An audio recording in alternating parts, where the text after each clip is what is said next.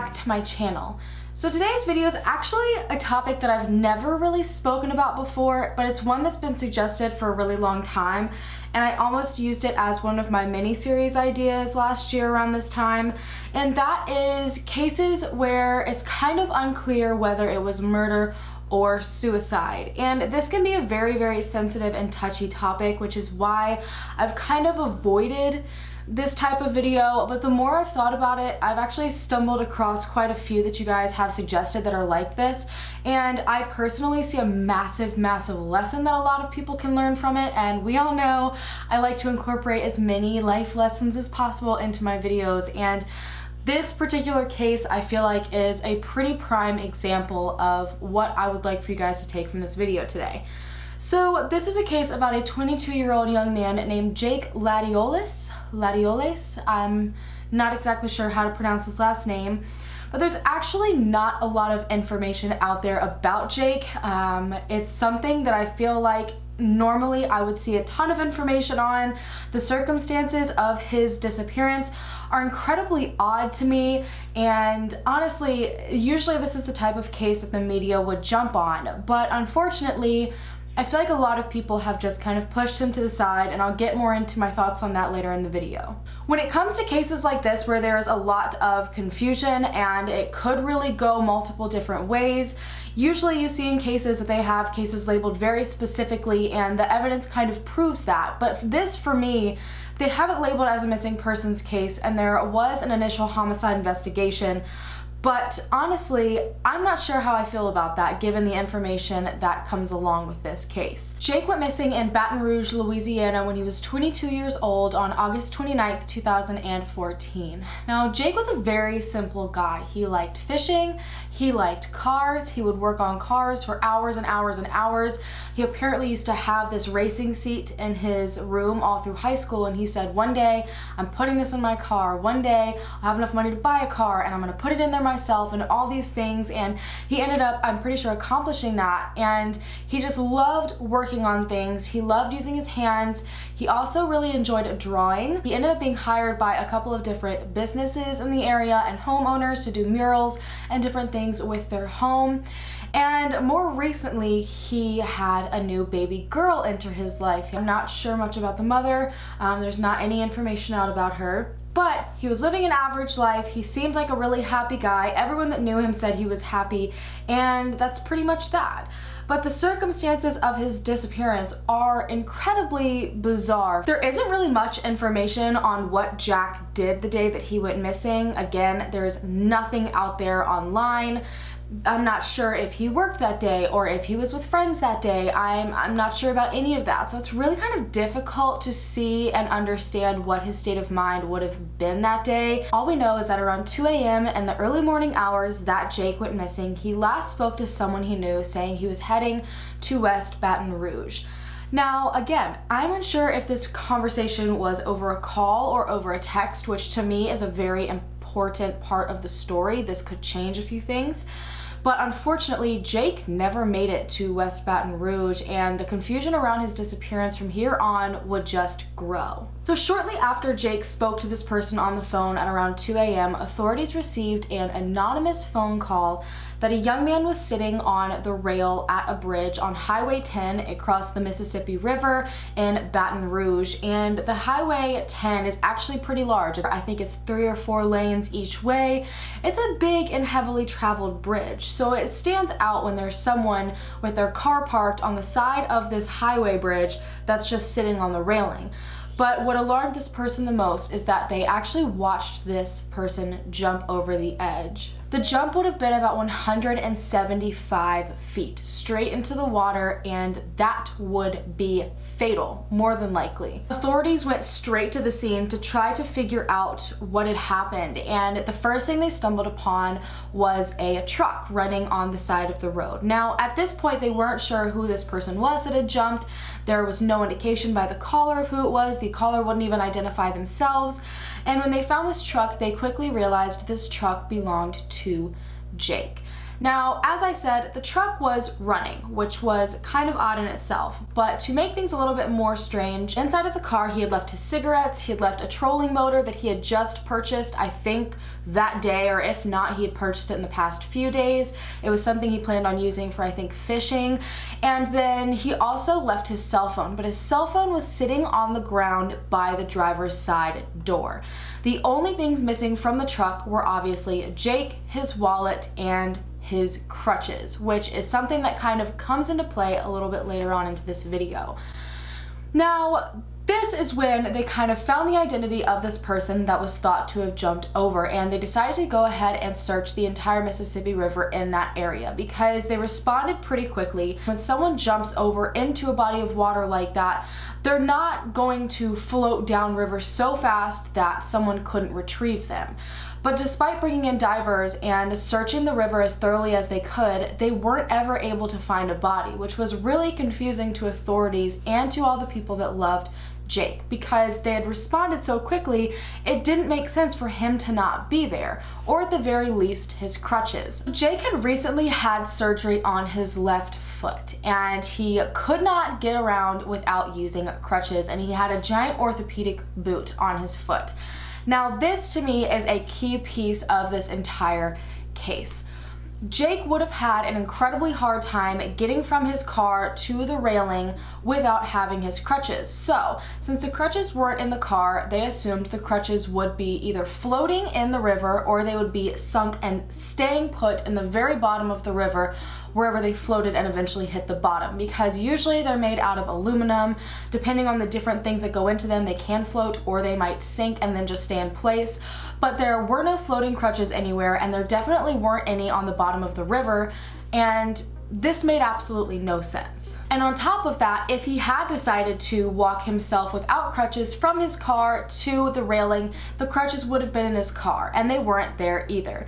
So this is when his mother decided to immediately go and search his home, because the second she got the phone call that Jake had potentially thrown himself off the side of the bridge, she knew something wasn't right. And I am a mother. I will never, ever, ever knock a mother's intuition, ever. It is something that I can't even explain half the time when I experience it. You just know sometimes. And she knew something was wrong. Her son would never ever end his life. It didn't make any sense whatsoever. So she went to his house because she was thinking, you know, maybe he's there, maybe I can figure out what happened to him. And the scene that she walked into made it quite obvious that there had been a struggle, and it was not a good one. There were holes appeared to be punched and knocked out over almost all of the walls.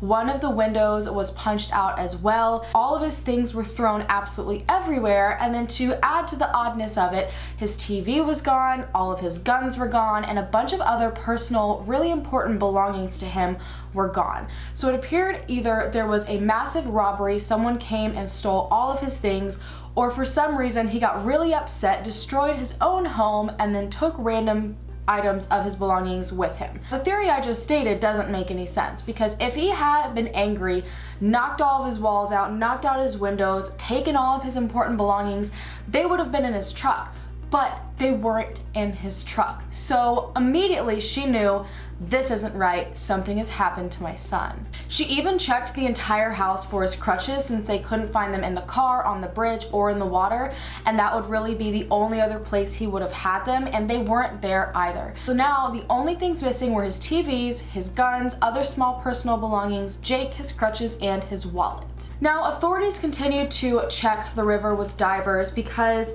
if you're not aware of how bodies react in water when someone does die in the water, unless they are being physically weighed down by something, within days to maybe, if it's cold outside, a few months maybe, the body will eventually rise to the surface, and it won't really travel very far along the bottom, especially in a river like this, because there's so much debris in the bottom, because there's a lot of different cargo ships and things going. So the fact that they couldn't find his body was very confusing, and I think this is really what led them to look into this case initially as a homicide. That paired with the fact that his house was left in an incredibly bizarre state. But after a while, for one reason or another, they ruled out that homicide was a possibility, and they went ahead and just labeled his case as a missing persons case. Now, I'm not sure why they made this decision. There is no information regarding that online anywhere that I personally could find. But his mother absolutely does not agree that this is just him running away or him deciding to end his life. Now, his mother has said that there are some people in his life that would have had a motive to harm him. I'm not exactly sure why. There was no other information given other than that, but she believes firmly he didn't take his life and someone did something to him. We did have security footage of the bridge that night, and I was actually kind of shocked to find out that information. They released, I think, just a still on the news when they were searching for anyone who might have seen this incident, because keep in mind that one caller remained anonymous.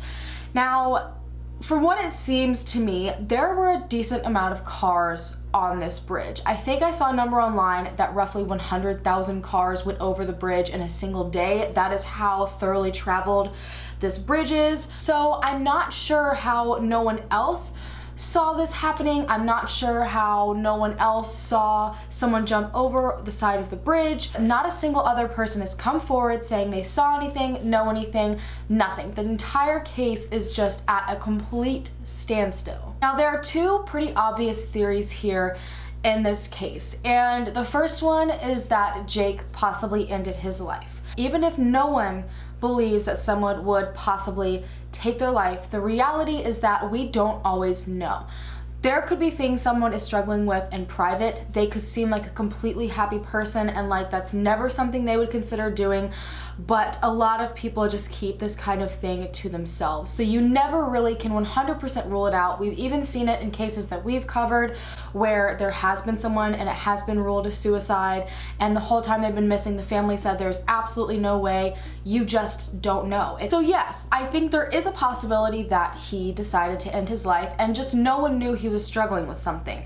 But my issue with this though is what on earth happened to his house? His home just so happened to be robbed and completely destroyed, ransacked top to bottom at the exact same time that he decided to jump off of a bridge. Anyone in law enforcement will tell you after working in the job for a certain amount of time, you no longer believe in coincidences. That would just be a crazy coincidence. Granted, we don't know if he was leaving his home at around 2 a.m. when he talked to this person. We don't know if he was hanging out with friends. This could have maybe been something that happened earlier on in the day. But again, two things like that to happen at almost the exact time. This is also what I would love to know, what this conversation was like with this person around 2 a.m. I don't know if it was a quick text or if it was a phone call.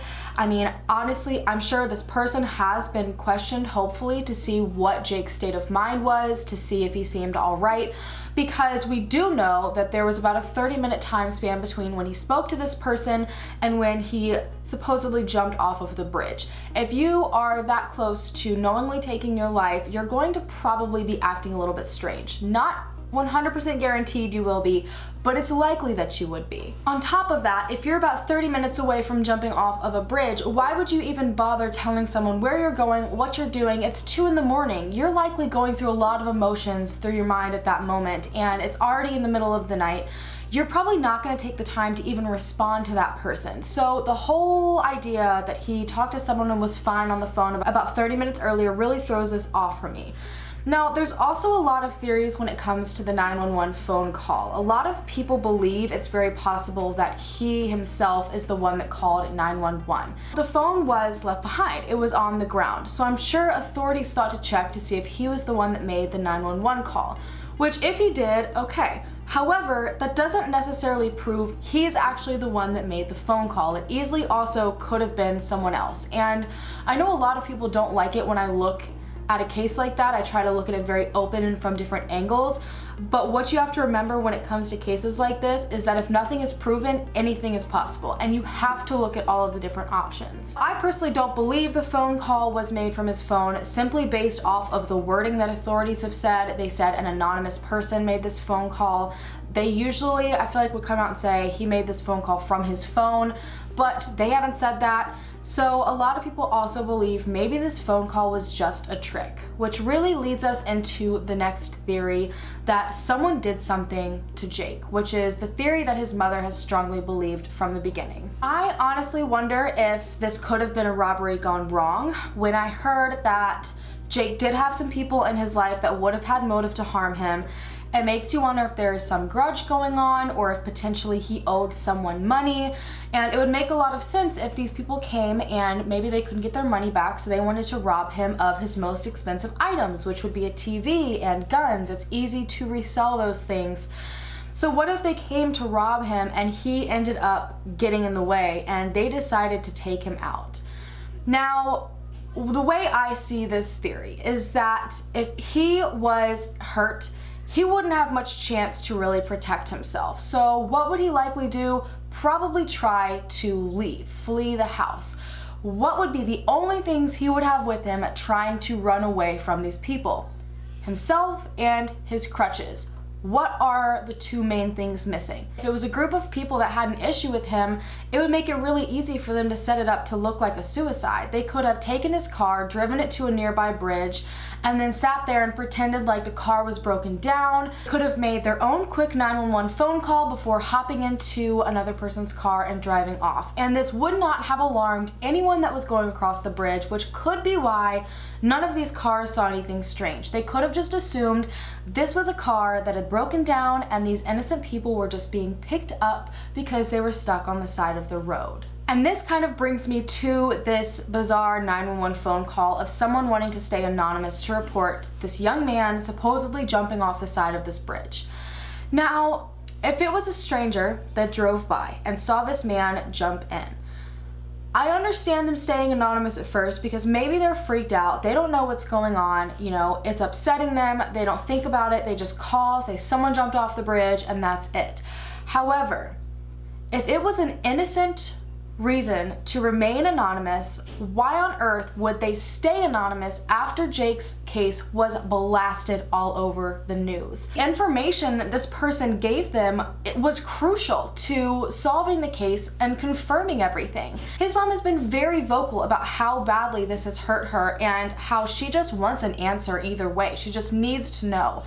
I don't see someone staying quiet after all of that if they weren't BSing somebody, honestly. So I think it is a massive chance that someone did something to him and they are the ones that made this anonymous phone call, and they don't want anyone to find out what really happened. So that's why this caller has remained anonymous since 2014. This could explain why there was no body found in the water. This could explain why there were no crutches found in the water. You know, they could have driven there, thrown his phone out to make it look like he threw his stuff and just jumped over.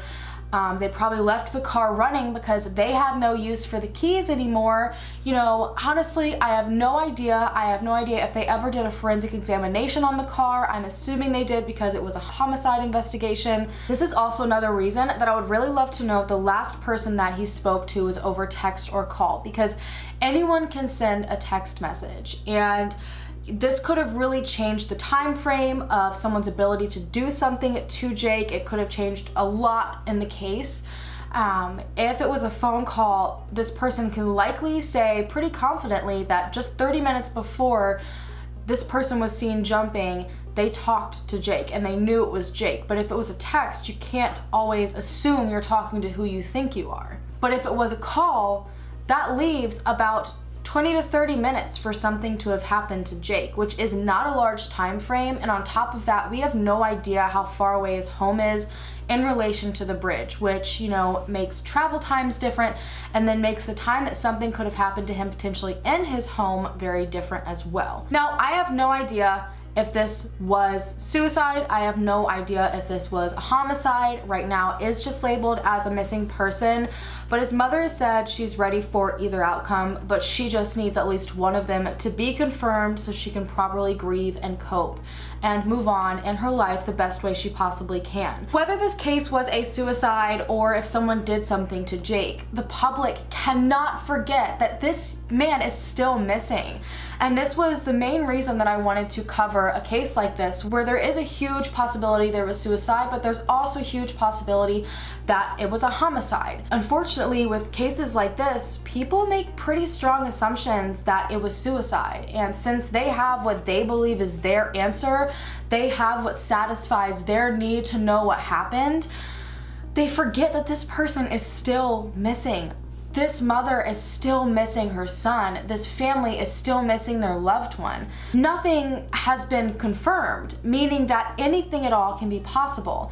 Yes, there's obviously always going to be a time where something will make a little bit more sense than the other, but you still can't assume you know the answer until it is in fact proven. And just because it could potentially be a suicide doesn't make finding this person's remains any less important than if it were any other situation. I ended up stumbling across so many cases like this in my suggestions lately, and it really had my mind thinking, and it had me diving deep into these cases I haven't covered yet on this channel, haven't spoken about.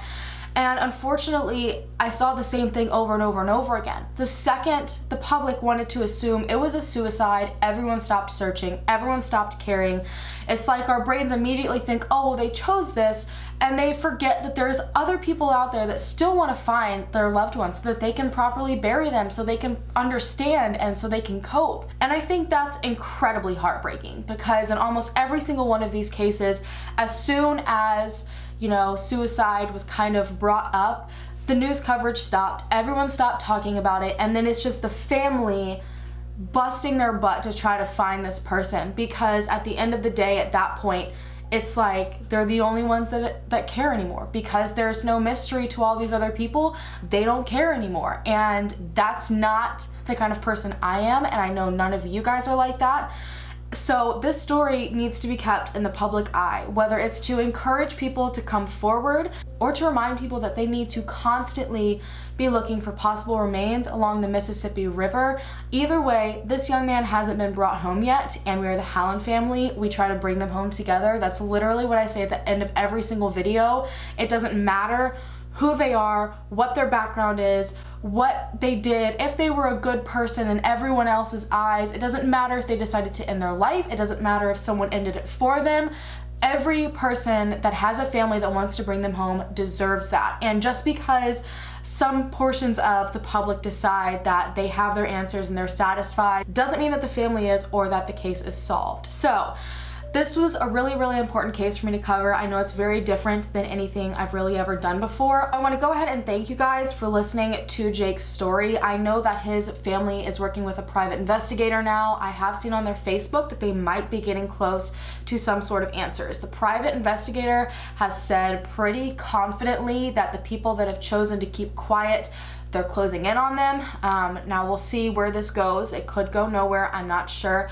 I highly suggest you go and watch the Facebook page. I will have all the links for that down below for you guys to go check it out. And then if you don't mind, in the comment section below, saying something kind to Jake's mother. She's really been fighting out a battle on her own. There's a $2,500 reward to anyone that has information that helps bring Jake home. And on that note, you guys, I'm going to go ahead and go. Thank you guys so much for watching. Don't forget to hit the subscribe button to become a part of the Hallen fam so we can bring them home together. And I will see you guys in my next video. Bye!